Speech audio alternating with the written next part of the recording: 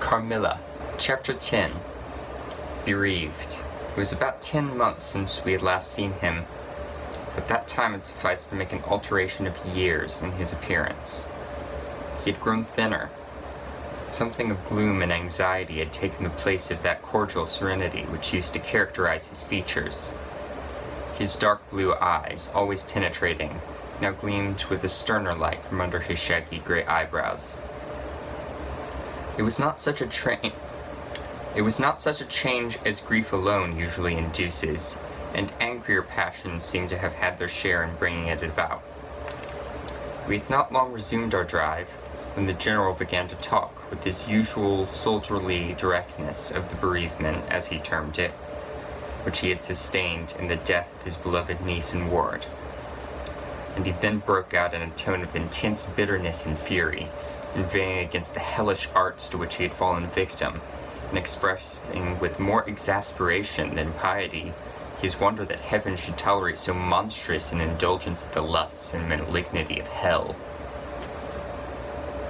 My father, who saw at once that something very extraordinary had befallen, asked him, if not too painful to him, to retail the circumstances which he thought justified the strong terms in which he expressed himself.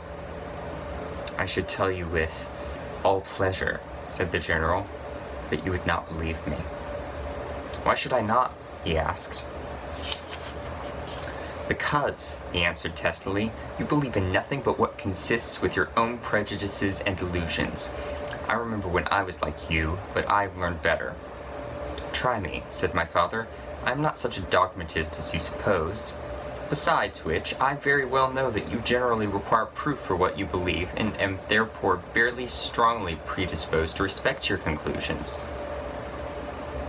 You are right in supposing that I have not been led lightly into a belief in the marvelous, for what I have experienced is marvelous. But I have been forced by extraordinary evidence to credit that which I encounter diametrically to all my theories. I have been made the dupe of a preternatural conspiracy.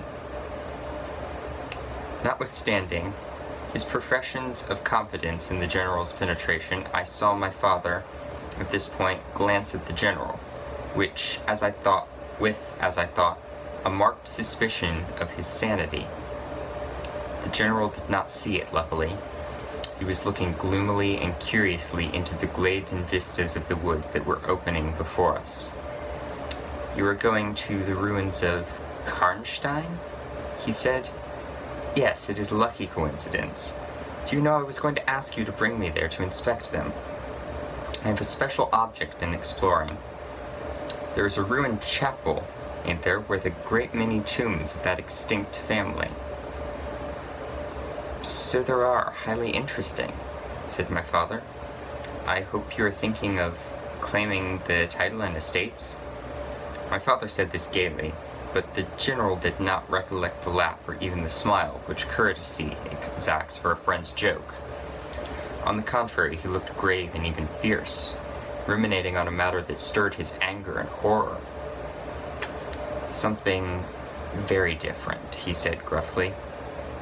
I mean to unearth some of those fine people, I hope, by God's blessing, to accomplish a pious sacrilege here, which will relieve our earth of certain monsters, and enable honest people to sleep in their beds without being assailed by murderers.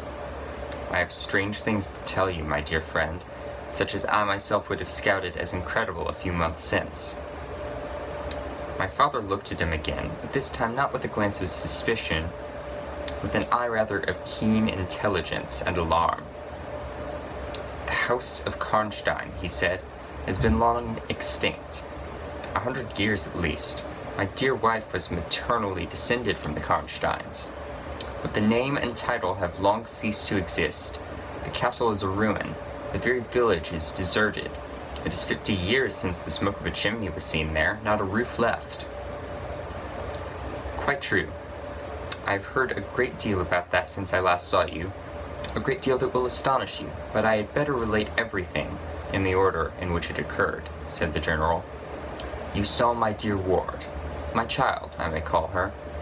No creature could have been more beautiful, and only 3 months ago none more blooming. Yes, poor thing. When I saw her last, she certainly was quite lovely, said my father.